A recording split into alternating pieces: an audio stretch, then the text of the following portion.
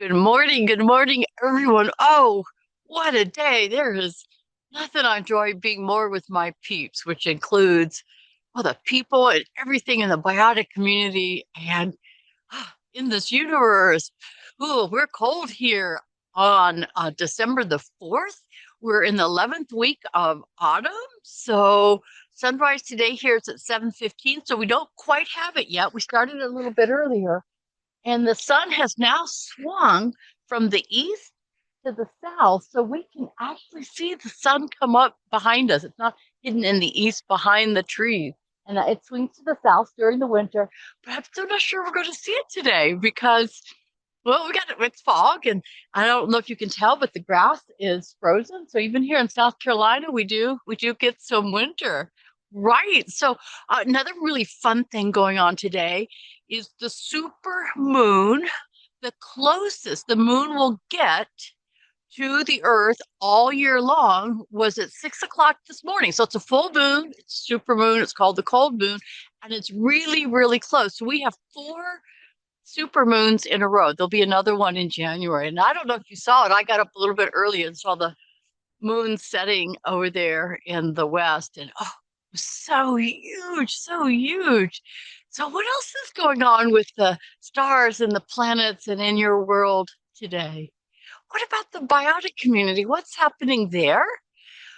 Let's see here. We have with winter coming, the leaves are falling off or have fallen off in our hardwoods. So I'm seeing more birds. And we had a really fun bird 2 days ago, a northern harrier, out hunting frantically over the meadow you see behind us.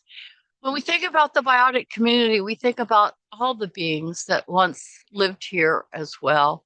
In this part of South Carolina, the Catawba peoples were here. This was hunting land, as well as they lived here. They have dispersed. There are still people here, vibrant people, but the culture, widespread established culture has dispersed. And also the Carolina parakeet was through this area, but it is gone. It is now extinct. And it's because of these various sufferings and oppressions that have happened throughout the years that we gather today in the Sunrise Birding for Life to celebrate life here as it is now, and so that we can promote and cherish and care for all of life. What is the history in your area? What peoples and animals used to live there, and which ones are there now? What are the birds doing where you are? I did hear some birds calling earlier today. We have robins here right now. Maybe they've come down from the north, but will interrupt me or interrupt myself if we see any more birds calling. We begin our sunrise services or events or practices with a reading. So I have two today, and they overrelate because I want to celebrate the Catawba people. And these people, the indigenous people of this area, were like many of the cultures here in the Americas, that they really revered the bald eagle.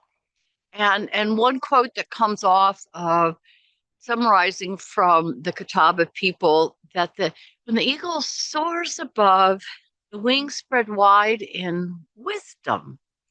And perhaps in the native culture, that it signifies that the bird is a messenger between the sky god, between the divine, between something greater than what we live with day to day, carrying prayers to the creator. And I'm just summarizing what I've picked up. Please, if you're of an indigenous culture, please come on and tell us how you would describe your relationship to the eagle. So, carrying prayers and messages to the divine. I've used Terry Tempest Williams' poem here before, where she says it similar. Let me go ahead and read that now. I pray to the birds. I pray to the birds because I believe they carry the messages of my heart upward. I pray to the birds because I believe in their existence, the way their songs begin and end each day, invocations and benedictions. I pray to the birds because they remind me of what I love rather than I fear. And at the end of the day, they tell me how to listen at the end of my prayers.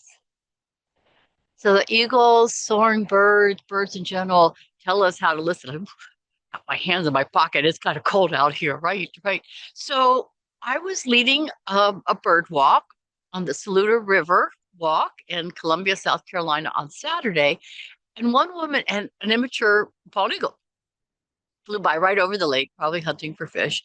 And she said, "That's an eagle. That's an eagle. I asked God today to show me an eagle, so I knew that I had been heard." So she was doing the same thing, the eagle as a messenger between humans and the great, beautiful, wondrous spirit world, which lives and breathes in all of us. Wow. I've also heard that other soaring birds, oh, a lot of birds have meanings for humans, but at turkey vultures, who or any vultures, they feed on the dead and they're soaring birds up there looking for something to eat. That when you see a turkey vulture, they're rising on the spirit of someone ascending. Perhaps someone has died, but it's a joyful spirit uniting with the all. And so that's turkey vultures. What do you know about vultures and eagles? Go ahead and put it in the comments here. That would be great.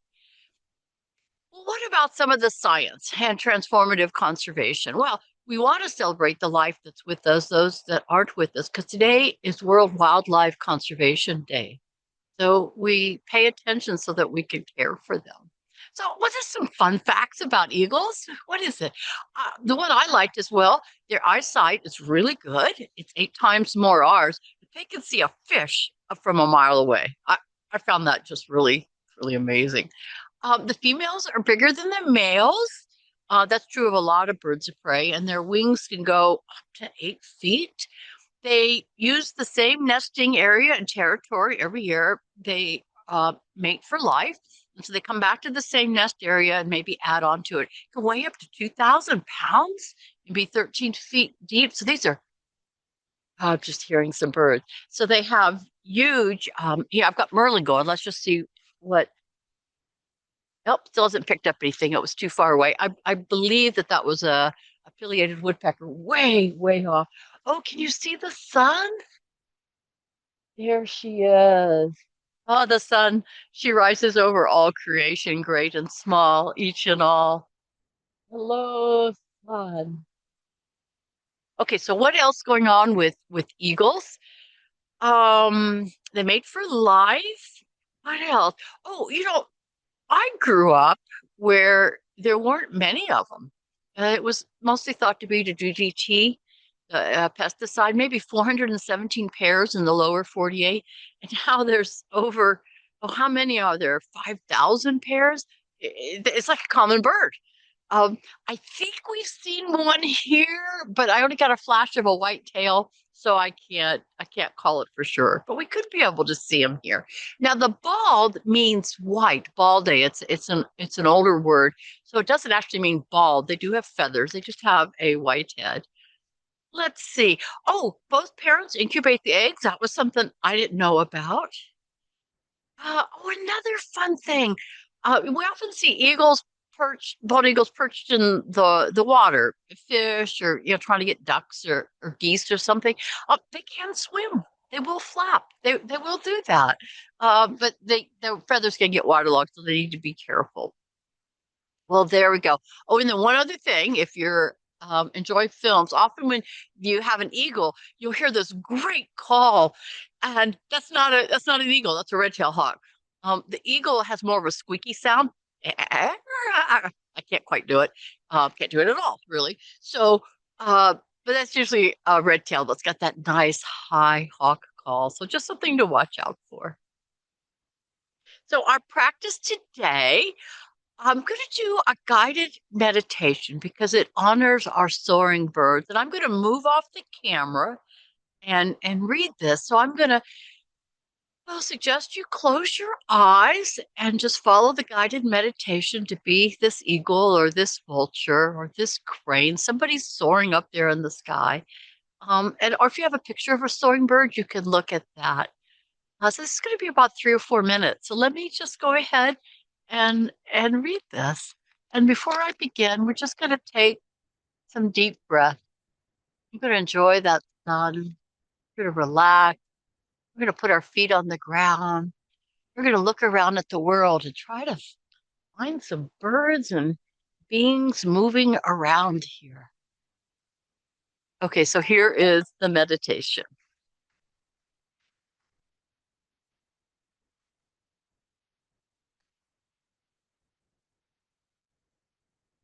Picture yourself looking down on the land, perhaps with keen sight, seeing plants and creatures small and large. You see all their interactions, behaviors, evidence of their lives, such as nests and burrows and constructed human spaces without judgment. You're just taking it in. This is how life on Earth is. And as you move over the landscapes, you're not quite up high yet. You see both the beauty and the tragedy of it all, but without words. You do not tell a story of what you see. You just see what simply is. And then you begin to fly higher and higher, taking in the expanses of the life and the terrain below you. At one point, you become the highest flying bird, perhaps a bar-headed goose, which goes higher than anyone else, flying over the mountains at 21,000 feet. You would see what a human sees from a passenger plane at about two-thirds to half its highest distance from the ground. At this point, you cannot see individual lives or structures with any clarity. You do see coloration shifts indicating the ground and the trees and agricultural plots and elevated lands such as mountains and water falling below. You know that there's life taking place without knowing particular details. But you may recall the lakeside where you swam, swamps where you fed, and fields perhaps where you raised your young. You remember lives hatching, birthing, growing, reproducing, suffering, enjoying, and dying. By flying above them, you may feel as if you are them, that you are them, not just the ones you have known, but those from the past and into the future. You cry, overcome with sorrow as well as joy. The expanse of lived experience opens your internal vision beyond what you previously thought possible. Suddenly you feel lighter, liberated from the weight of your perceptions and stories, and you begin to rise even higher and higher. Your extended wings feel the wind move over, under, and in you. Breathing deeply, you take in the molecules and atoms that have been part of Earth and life since the beginning. At some point, you become an ethereal bird, able to reach beyond the troposphere layer of Earth's atmosphere into the stratosphere and then into the mesosphere. Clouds and lives swirl below you as you take in the whole of Earth that is also you. You imagine wrapping your wings around the Earth, loving all that is. Tilting your head, you peer into space at the moon and stars, such as Mercury and Jupiter this morning, so numerous and clear. You seem so close to all of existence, and yet so far away. You move your feathers at your wingtips as if to say hello and embrace not just Earth, but the solar system, the galaxy, and the universe.